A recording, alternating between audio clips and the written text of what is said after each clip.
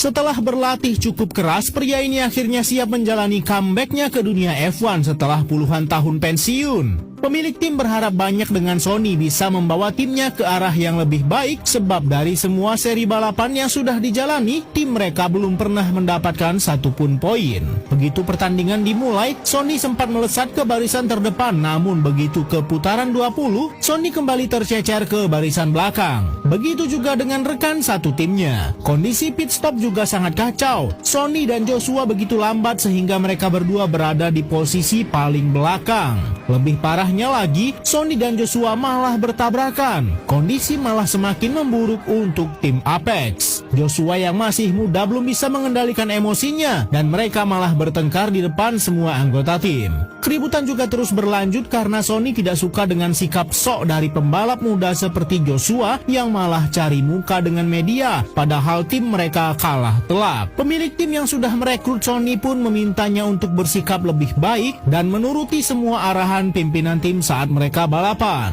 Di sisi lain, direktur teknik masih terus berpikir keras mencari cara untuk menciptakan mobil yang lebih cepat untuk tim mereka. Namun Sony malah datang dan mengajaknya minum bersama. Bukannya membahas hal terkait dengan tim, Sony malah mencari tahu tentang hal pribadi Kate. Merasa hanya menghabiskan waktu saja, Kate pun pergi dari sana. Walaupun kondisi tim mereka sedang hancur-hancuran, namun Joshua dan juga Sony tetap harus menyelesaikan kejuaraan hingga seri terakhir. Hubungan kedua pembalap di tim Apex ini semakin memanas karena insiden di seri sebelumnya. Bahkan saat mereka sedang membahas strategi, Sony dan Joshua malah saling membangkang satu sama lain.